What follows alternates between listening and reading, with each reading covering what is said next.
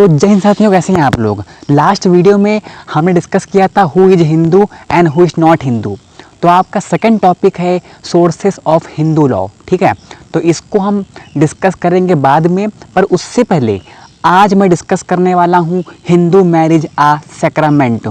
तो बिना किसी देरी के आइए स्टार्ट करते हैं वीडियो। देखिए, आपका टॉपिक है हिंदू मैरिज आ सैक्रामेंट। सैक्रामेंट का मतलब क्या होता है? दो फैमिलीज़ का मिलन। बेसिकली इंडिया में जब दो लोग शादी करते हैं, इसका मतलब ये नहीं है दो लोग शादी कर रहे हैं, इसका मतलब है दो परिवार शादी करते हैं आपस में। तो basic purpose of marriage as पर हमारे शास्त्रार्थ में लिखा है that is procreation of children. Procreation of children का मतलब होता है कि दो लोग शादी इसलिए करते हैं कि अपना वंश आगे बढ़ा सकें। एक तो ये एस्पेक्ट है मैरिज का। एक चीज़ समझिएगा आप लोग कि हिंदू लॉ के अंदर मैरिज को 7 जन्म का बंधन माना गया है। इसको 7 जन्म का बंधन क्यों माना गया है? क्योंकि डिवोर्स का जो प्रोविज़न है ना, वो एंशिएंट हिंदू लॉ में था ही नहीं।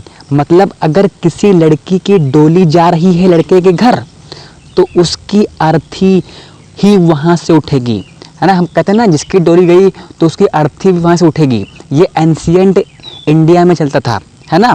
तो डिवोर्स का जो है प्रोविज़न वहाँ पे नहीं था। आपके जो दादी लोग हैं ना, उनसे पूछिएगा कि उनके टाइम पे क्या तलाक लेना पॉसिबल था। तो पॉइंट यहाँ ये है कि हिंदू मैरिज को सैक्रामेंट बोला गया है क्योंकि ये 7 जन्म का बंधन है। इसे कॉन्ट्रैक्ट नहीं बोला गया है। अब मैं कंपेयर करूँगा तो समझ में आएगा कि कॉन्ट्रैक्ट का क्या मतलब है और सैक्रामेंट का क्या मतलब है। जब हम मुस्लिम लॉ की बात करते हैं, जब हम मुस्लिम मैरिज पढ़ेंगे यूनिट 3 में, तो वहाँ मुस्लिम मैरिज को एक कॉन्ट्रैक्ट माना गया है। सबसे पहले डिफरेंस समझो कॉन्ट्रैक्ट और सैक्रामेंट में। आपने एसेंशियल्स ऑफ कॉन्ट्रैक्ट पढ़ा है फर्स्ट सेमेस्टर में, हाँ पढ़ा होगा। 2 पार्टीज होती हैं, ऑफर होता है, एक्सेप्टेंस होता है, कंसीडरेशन होता है। मुस्लिम लॉ में कंसीडरेशन होना ज़रूरी है। What is consideration? Something for something. तो ये सारे एसेंशियल्स मुस्लिम मैरिज में हैं। तो ये मुस्लिम मैरिज का कॉन्ट्रैक्ट हो गया, ठीक है। हिंदू मैरिज में 2 पार्टीज होती हैं, हाँ होती हैं।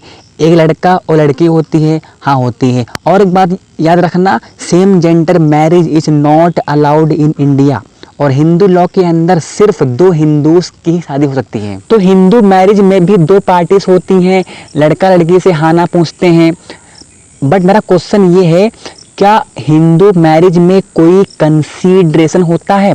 आप बोलोगे दहेज इज अ कंसीडरेशन। जब कंसीडरेशन की बात करते हैं तो वो एसेंशियल ऑफ मैरिज है। क्या बिना दहेज की शादी नहीं हो सकती? होती है यार। लेकिन मुस्लिम लॉ की बात करें तो कबूल is the form of acceptance. Muslim marriage में कंसीडरेशन मैंडेटरी होती है। मुस्लिम में कंसीडरेशन को मेहर बोलते हैं। हिंदू लॉ में मैरिज कॉन्ट्रैक्ट क्यों नहीं है? क्योंकि इसमें कॉन्ट्रैक्ट के सारे एसेंशियल्स फुलफिल नहीं होते हैं। कुछ होते हैं बस, सारे नहीं होते हैं। कुछ और भी एसेंशियल थे, जैसे कॉम्पिटेंसी ऑफ पार्टी आपने पढ़ा होगा। जब हम कॉम्पिटेंसी ऑफ पार्टी की बात करते हैं तो इसमें आपका आता है साउंड माइंड का होना चाहिए, मेजर होना चाहिए, कंसेंट फ्री होनी चाहिए। ये कुछ ऐसे फैक्टर्स हैं, ये आपको हिंदू मैरिज एक्ट में देखने को मिलते हैं। भले ये प्रॉपर कॉन्ट्रैक्ट नहीं है, लेकिन कॉन्ट्रैक्ट के कुछ फैक्टर्स आपको देखने को मिलेंगे हिंदू मैरिज एक्ट में। फॉर एग्जाम्पल, बिहार में एक चीज़ सबसे ज़्यादा होती है, पकड़ाऊ मैरिज। मैं एज पर डेटा बात कर रहा हूँ। इसमें होता ये था कि जिस लड़के की गवर्नमेंट जॉब होती थी उसको किडनैप करके उसकी शादी करा दी जाती थी। अब पॉइंट ये है कि ऐसी शादी लीगल है या नहीं। तो अगर हम as per Hindu Marriage act बात करें तो आप सबसे पहले अपनी बेराइट ओपन करिए और पेज नंबर 11 जाइए। वहाँ पे लिखा होगा the consent of the petitioner, उसको रीडिंग करो। फ्रॉड क्या होता है आप लोगों ने पढ़ा होगा।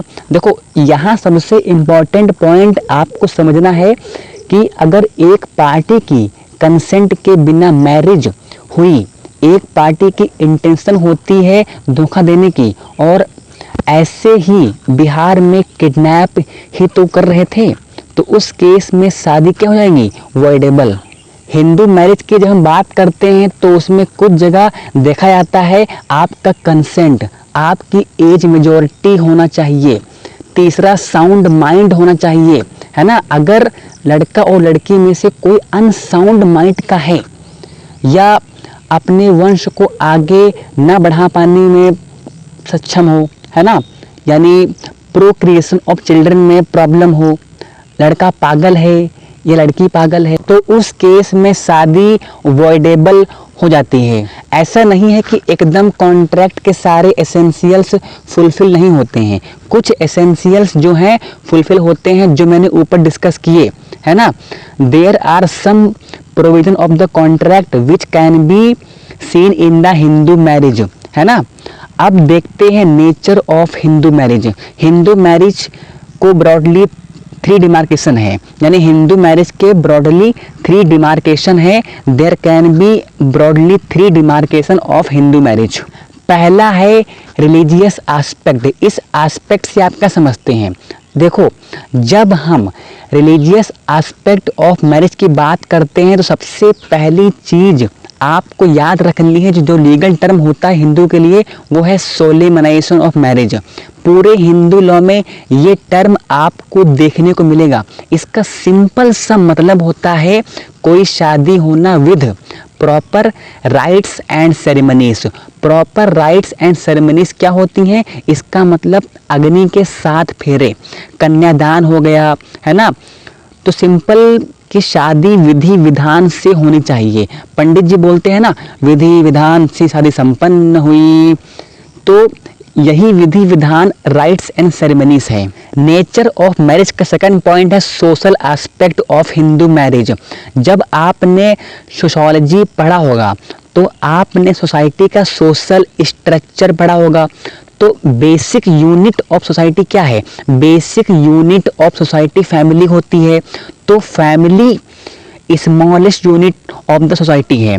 तो फैमिली को बनाने के लिए मैरिज यानी शादी करनी पड़ती है। That is procreation of children. अपने वंश को आगे बढ़ाने के लिए मैरिज करनी पड़ती है ना। तो ये आपका है सोशल एस्पेक्ट, यानी अपने वंश को आगे बढ़ाने के लिए शादी करना पड़ती है। तो ये आपका है सोशल एस्पेक्ट, ठीक है। थर्ड पॉइंट आप लिख सकते हैं नेचर ऑफ हिंदू मैरिज में कि there are some contractual aspect in Hindu Marriage act.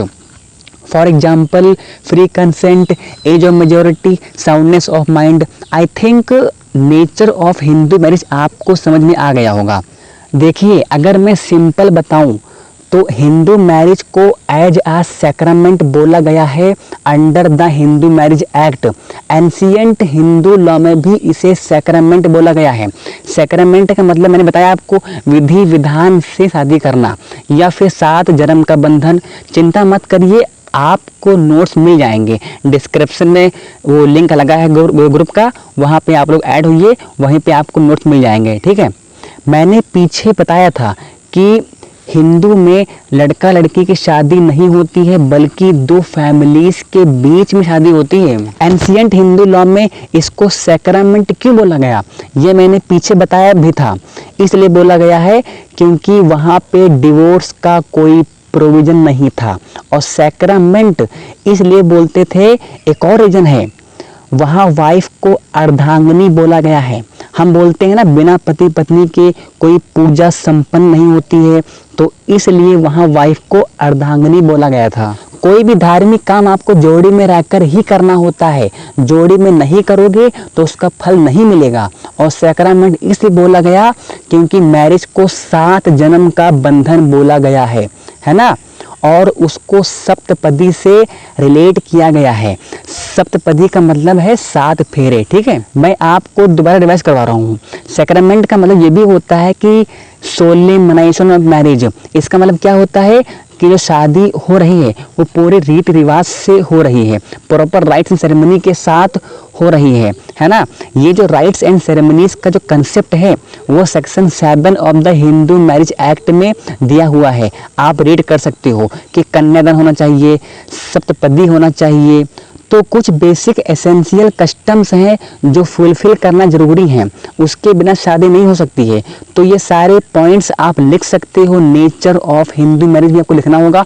I think दोनों आपको समझ में आ गया होगा।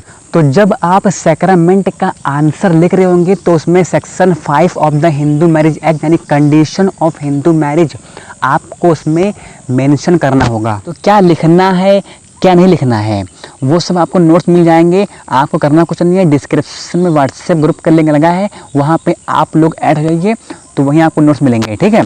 और सेक्शन 5 डिस्कस करेंगे आने वाली वीडियोस में कि वो टॉपिक लंबा है, ठीक है। तो मिलते हैं नेक्स्ट वीडियो में, तब तक के लिए जय हिंद जय भारत।